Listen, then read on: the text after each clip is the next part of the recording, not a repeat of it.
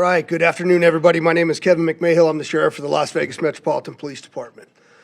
Over the last couple of days, since the bombing and death of the individual inside of the Tesla at Trump Towers, had a number of priorities that we've been trying to accomplish over those days.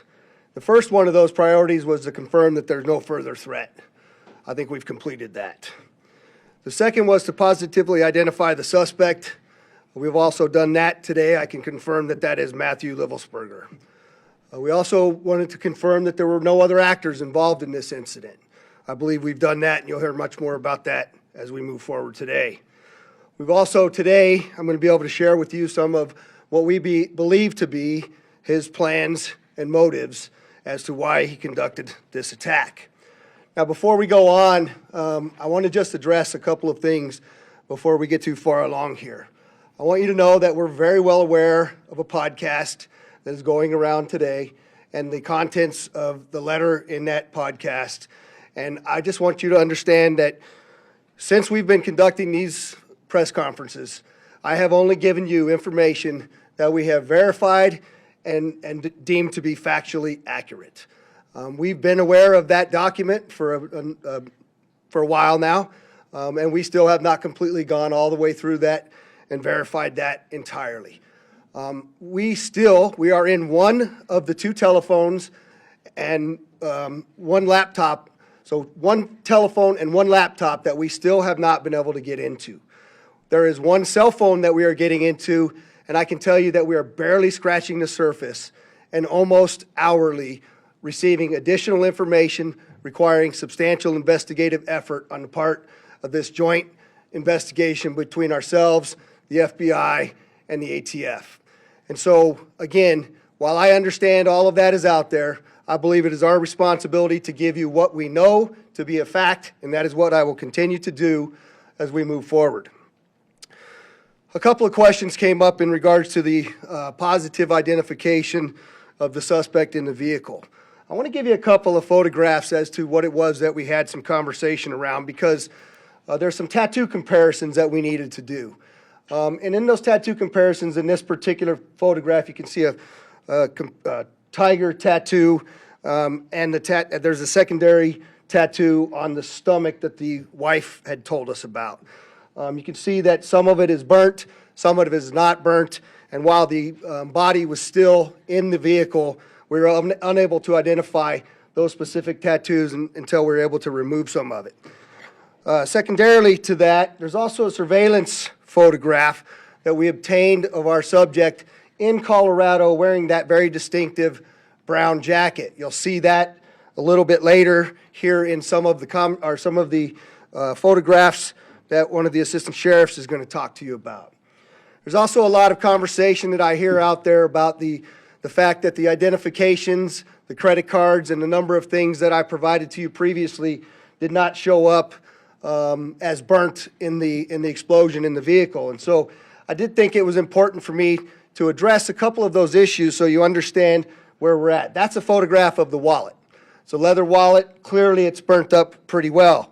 However, that wallet was found in the back seat under some debris in the vehicle, and it contained, you'll see in this photograph, the credit cards, a photograph, and a number of other pieces of identifying information. The military identification that I initially told you about was also located within inches of the wallet. And you'll see much of this stuff does have some burn damage on it. The passport that I described to all of you was found in the back, in the bed of the truck under debris as well, and you'll see a photograph of that in there. I also had mentioned to you that we were going to be doing dental records to identify the subject in the vehicle. The Department of Defense provided those dental records to us. We then forwarded them to the coroner, and the coroner also provided a positive identification for us. Finally, we had also requested DNA from the family, which was provided to us, and it matched to our suspect. We then, of course, had now confirmed fully his identity to you. There has been, again, a tremendous amount of investigative effort that has been conducted now, and I'm going to introduce to you Assistant Sheriff Dory Corrin to go over some of the extensive investigation that has occurred. Dory? Good afternoon. I'm Assistant Sheriff Dory Corrin. I oversee our Homeland Security and Investigative Services group, which includes our counterterrorism unit that's been working around the clock on this investigation. I just want to briefly share a few updates on some key areas to include the operational activity that led up to this incident, a little bit of information on the post-blast investigation as we know it today, and then finally some of the information that we're discovering most recently about motives and plans to give you some insight on why this individual committed the act that he committed. To begin, just with the operational activity, the sheriff yesterday talked about the route that the suspect took to get to Las Vegas. We used a lot of this information to be able to track down video surveillance footage around different locations, as well as financial records, as well as call data records, as well as looking at the Tesla charging stations to be able to determine exactly which route the individual took, but more importantly, that it was the individual that we've identified, as well as the only individual in the vehicle during the path that he took to Las Vegas. As you'll see here in this video here at one of the charging stations, there's just one example. You'll see our suspect here. He'll exit the vehicle. He'll walk around the vehicle at different times. At one point, you're going to see that he opens the door of the vehicle. He retrieves a coat. He puts that coat on, and you're going to see that at different parts to include the photo that the sheriff talked about just a few minutes ago. We use this video information as well as what I said earlier about the financial records in terms of purchases being made with different credit cards, call data records, a video canvas at multiple locations, trying to use all of that to corroborate that the individual that we've identified is the same individual that drove that Tesla during that route that we've identified to Las Vegas. In addition to that, we also talked about the phones that were recovered. There were 2 phones that we recovered from the vehicle. Both phones were damaged. We are still trying to access the data in one of the phones, but we have been fortunate in our team, which is second to none, has done a really good job accessing the data in one of the phones that was recovered. You can see the phone here in the vehicle. It's very burnt from the outside. You can see another image here. But we're able to take this phone and be able to extract the data using a variety of different tools. And in that, we've identified a variety of information, but one thing in particular is there was an application in there that the suspect used to take notes. In that application, one of the notes is titled Surveillance Log by the Suspect. It appears to be more of a journal of activity. It dates for about 10 days leading up to the incident, from December 21st to December 31st of this past year. In that surveillance log, or as we would like to call it, a journal, because it's more of a diary of activity that he's conducting, we identify multiple locations that match what we have in the route. We identify activity that we've matched. So, for example, him purchasing firearms, him purchasing camping equipment or other types of equipment that were used in this incident matched what our data showed in terms of the route and the video surveillance we were recovering along that route. Beyond the operational activity, I want to also get a little bit into the post-blast investigation. So make no mistake, this is a suicide vehicle-borne improvised explosive device, or short, it's a suicide VBID. We know also, as mentioned by the sheriff yesterday, there was a self-inflicted gunshot wound by the suspect. The coroner was very specific in their examination. It was an intraorbital gunshot wound, which essentially means that the suspect put the firearm in his mouth and discharged the gun, and ultimately the round came out to the left side of his head.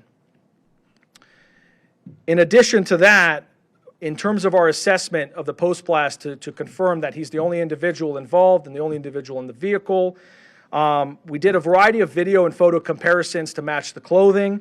So if you look here, for example, this is a video in Las Vegas, and you're going to see in a moment here where he parks the Tesla truck. He comes out, and you're going to see some descriptive clothing that matches some of the other video that we've recovered along the route. Please keep in mind, this is a very extensive investigation, so there's a lot of content for us to review and examine. We're just showing examples and samples as we get them. There's more information as we go through it. But in this video, you can see even the distinctive jacket that he is wearing in that vehicle. The other thing that's important is the sheriff mentioned yesterday that Tesla sent to us engineers to come to Las Vegas to help us extract data from the vehicle. Thanks to their support, we were able to extract an SDMI chip from the Tesla vehicle, and Tesla was able to confirm to us using the data from the vehicle that the vehicle was not in full self-driving mode at any time during this incident. Finally, the last category just to touch on is motive, which I know everyone is very eager to try to understand and be able to explain what happened. I'll reiterate what the sheriff said is we still have a large volume of data to go through and a lot of content to go through. As you know, with any one of our devices, there's thousands, if not millions, of videos and photos and documents and web history and all of those things that need to be analyzed. But with that, just as a preview for as we get information, we're trying to be as transparent as possible. There were a couple pieces of content we thought were important to share for now. One is in the note application, he seemed to have 2 letters. One letter in particular, as you can see here, this is an excerpt from that letter. He says, fellow service members, veterans, and all Americans, time to wake up. We are being led by weak and feckless leadership who only serve to enrich themselves. He goes on to explain a variety of other grievances and issues, some political, some personal, a variety of other things which we will do our best to release very quickly here. But then there's a second letter where there's some more excerpts. This one seems to be dated after the fact in that notes application. And in there, you can read a couple of the excerpts. We are the United States of America, the best country, people to ever exist. But right now, we are terminally ill and headed towards collapse. This was not a terrorist attack. It was a wake-up call. Americans only pay attention to spectacles and violence. What better way to get my point across than a stunt with fireworks and explosives?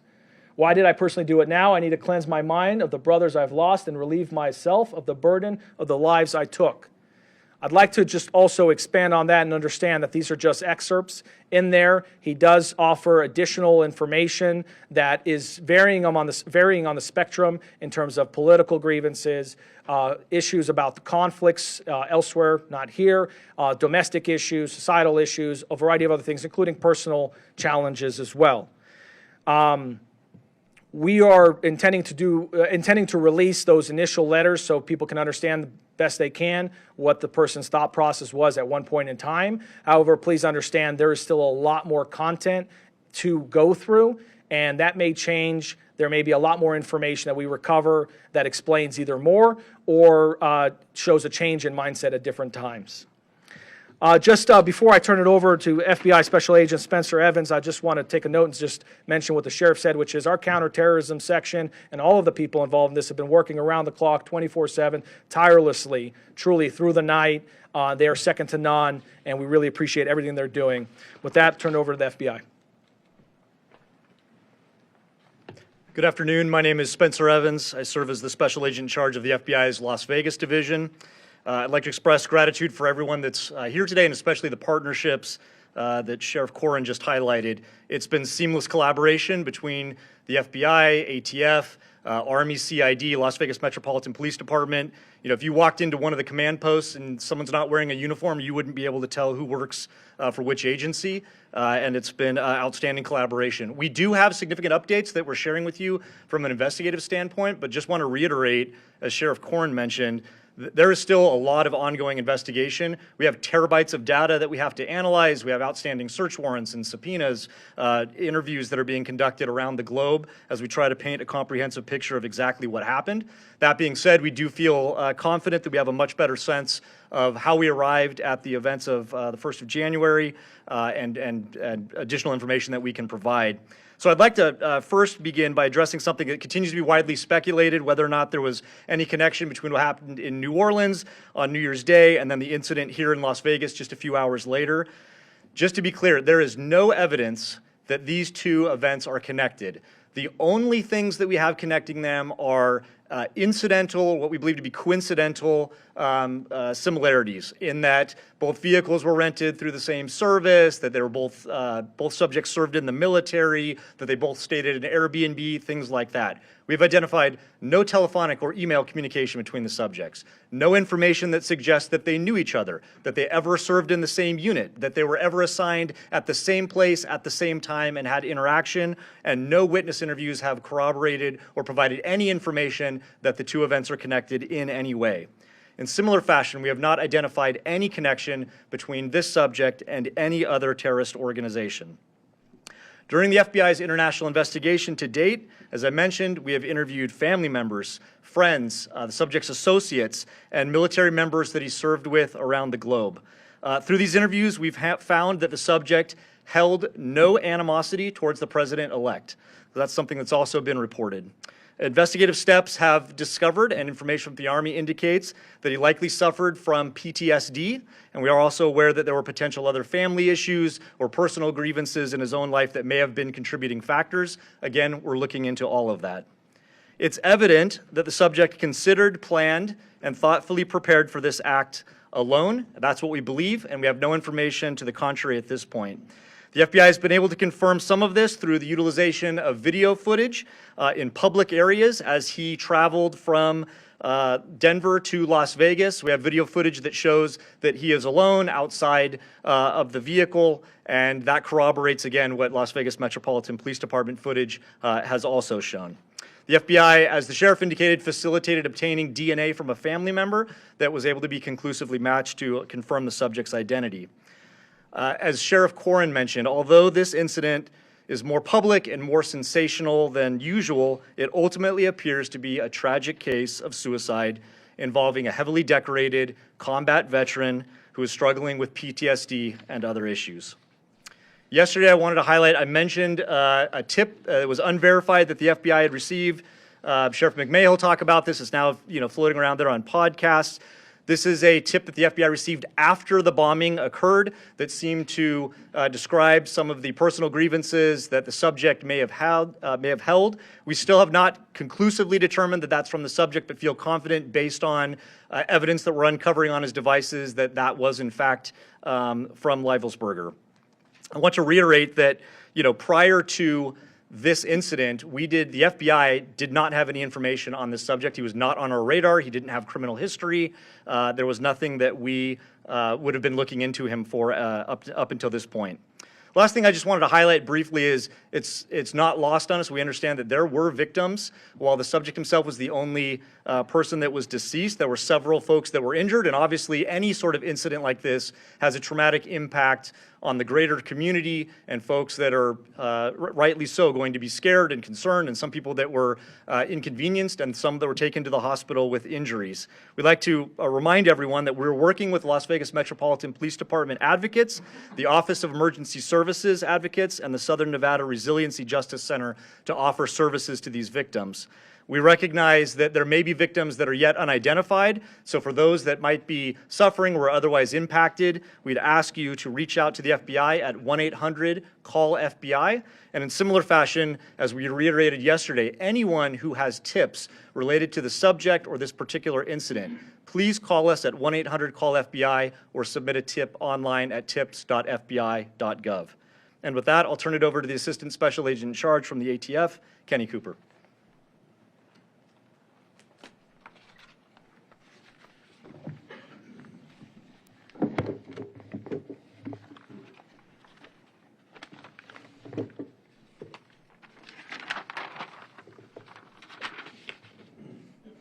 Good afternoon, everybody. My name is Kenny Cooper. I'm an Assistant Special Agent with ATF San Francisco Field Division. I have some very quick resource updates. ATF has brought in some of our top experts from our National Response Team that will assist with the sifting through the debris of the Tesla. And that's an abundance of caution to make sure that we've got the initiation sequence identified as best we can from the evidence that survived the thermal event of this explosion, and to ensure that no other bad actors were involved in the initiation of that device. Also, my second update is to the firearms purchased by our subject on December 30th, 2024. Our ATF investigators were able to track down that lawful purchase at a gun store in Colorado. Our subject arrived in that gun store by himself on December 27th and initiated the ATF Form 4473 and actually paid for those two firearms that were recovered from the Tesla on the 27th and was sole occupant of a vehicle arriving and departing that on that date. And then on the 30th, we have video evidence of our subject entering that gun store as the sole occupant of the Tesla. He actually received and transferred those two firearms and took into his possession at that time and departed as the sole occupant in the Tesla. Those are the two updates that I'm here to provide to you at this time. Thank you.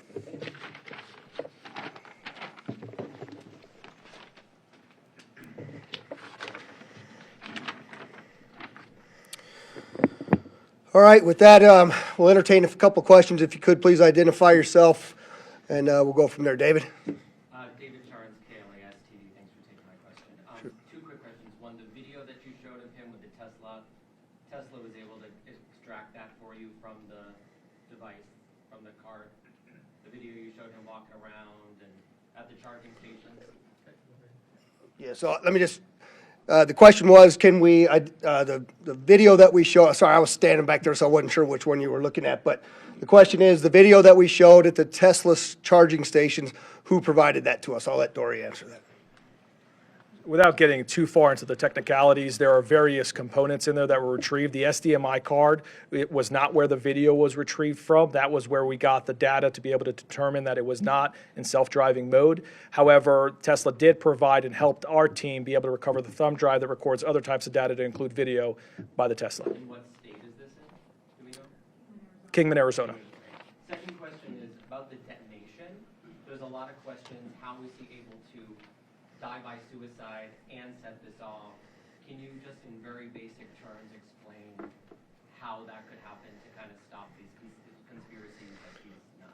Yeah, so the second question is how are we able to explain the detonation versus the suicide? And we just believe it to be simultaneous at the time of the detonation. But again, that's why the ATF's bringing in the SABTs from outside to look at what that sequence was for the initiation of the explosion as well. And, you know, it's very difficult to see inside of those Teslas, even with the camera angles that we have. And so we still remain challenged on finding some of that exact timing on all of that. Go ahead.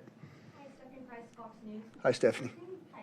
We're seeing reports that he had another alias as Matt Berg and went on a TV show in 2013. Have you guys been able to confirm that? So the question is if we knew of a alias of Matthew Berg and he had been previously on a television show. We've seen that reporting but have not verified that reporting. Behind you. That's Kevin Nyes with NBC News. How would you describe his state of mind in these final days, given everything that you read from his notes app and the manifesto that you see that you referenced going around in the podcast? Have you guys been able to rule out that it was not from him, or is it still up in the air that it could have been from him? So the question is, how would I describe his state of mind in the manifesto that was described on the podcast? Have we been able to determine whether that was from him or not? And I'll answer the first part is, I'm not comfortable giving you state of mind just yet. I certainly am leaning a particular way, but again, I'd like to be factual to you. I think when you read the documents that we're going to give you a link to at the end of this press conference, that you can go in and make some of your own assumptions about what that is. But I will tell you that part of my hesitation on that is, I know that we have a lot more documents and number of things for us to uncover, and so I want to be able to provide to you only the factual information when I have it. And so I'm not gonna opine on what I believe his state of mind was at that particular time, but certainly you can see some troubling aspects in his personal life as well. And I don't know if you want to address the second part, Spencer. Yeah, so in terms of the so-called manifesto that's circulating online, we have strong evidence to suggest that it was the subject that wrote it, but we haven't conclusively proven that yet. And that evidence relates to other evidence that we're finding that we're able to compare that lead us to believe it was in fact him who sent it. J1? Do you have an update on... Is it J1? Yes, J1 Okay. from 13. Do you have an update on the conditions of the other people who were injured? The question is, do I have any updates on the conditions of the people who were injured? And I'm told that they're all relatively minor injuries, and they've all been released from the hospital. Kristen Drummond with News 3. As you were showing us these excerpts, can you say why definitively he chose the Trump International Hotel and why he decided to come here to Las Vegas? Yeah, the question is, with the excerpts that we showed, can we definitively identify why he chose the Trump Hotel Tower location as well as Las Vegas? And the answer is no. In fact, I think when you read through some of that, you might find that there were some other considerations as well for other locations. And we can't verify all of that at this point, and so that's why I haven't talked about that publicly. Do you know what other locations he was considering, and were were they here in Nevada? There was one location in Grand Canyon that was specifically talked about there, but we haven't been able to verify anything as well. All the way in the back. Berenice Zúñiga with Univision Las Vegas. Thank you for taking my question. In regards to what happened in New Orleans, I know that you guys mentioned it's a coincidence, but what main evidence makes it different to what occurred over there? That is not being considered a terrorist attack here. So the question is why don't we consider what happened in New Orleans and what happened in Las Vegas connected? And the simple answer to that is we don't find anything to actually point us in that direction. There are those coincidences that we have spoken very openly about, but we have not found throughout this entire investigation anything that ties the two attacks directly together. Go ahead in the back. Were you guys able to identify the type of explosives that were in the vehicle and where he would be able to find those? So the question is, were we able to identify the types of explosives that were in the vehicle and where he was able to find those? There's a mortar-type fireworks in the back of the vehicle, some camping fuel, and we do know that it looks like from that document that we're going to provide to you that he may have stopped outside of a location in New Mexico and obtained those fireworks legally. But that is another aspect of the investigation that continues. Hi, Noble Brigham with the Review Journal. Hi, Noble. Thanks for taking my question. We've heard that the suspect wasn't opposed to President-elect Trump. Do we know anything about what his political views were? The question is that we know that we've said that he was not opposed, the suspect was not opposed to President-elect Trump, and do we know what his political views are or were? There's a variety of different reporting out there, Noble, on what that is and some of the people around him and what their particular political views were. I think when you read some of these documents, you'll see that he actually calls it a stunt in one of these documents that we're going to release to you, that he was trying to get the attention of the American people because he was upset about a number of different things. But I'll let those writings speak for themselves. I'm not conclusively telling you anything about his political affiliations at this point, but I think that's more to come on that. Sir? Connors Gutierrez with CBS News. Talk to us about you have an individual who is obviously struggling with mental health here, a member of the military service. There are others out there who may be struggling with this, a lot of mental health issues here. When they read these letters that you're about to release, how do you quell others who are struggling with the same from carrying out and seeing this as an inspiration? How do you quell the copycats out there? Yeah, so the question is obviously there's mental health involved in this, as we've already talked about, and how do we quell the others that are similarly situated to him out there in America? And you know, I think Spencer rightly talked about this for a moment, is what you can tell by looking at this, that PTSD from a highly decorated United States currently serving military individual, from what I'm told was 5 tours of combat, obtained some of the highest awards you can get.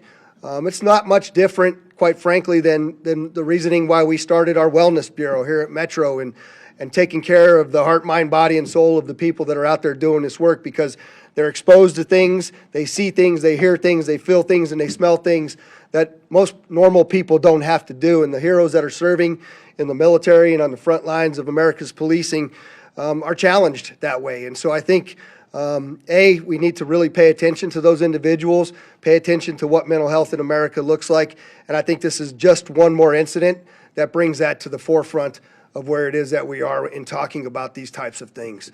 I'll take one more. Thanks for taking my question. Sure. Do you know why he chose the Cybertruck? Was he trying to send a message, considering who the CEO is? And then, just really quickly, could you confirm if the podcast you're talking about is the Sean Ryan podcast? The Sean what? Is it the Sean Ryan podcast? Is that the name of it? Yeah. So can I tell you why he chose the Cybertruck is the first question. No, not really. I haven't been able to find anything definitive about it.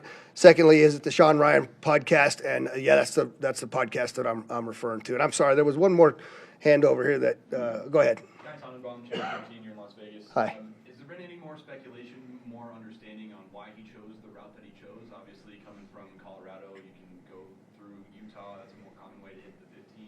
Any more understanding when we're thinking about all the different potential sites that he could have chosen for this?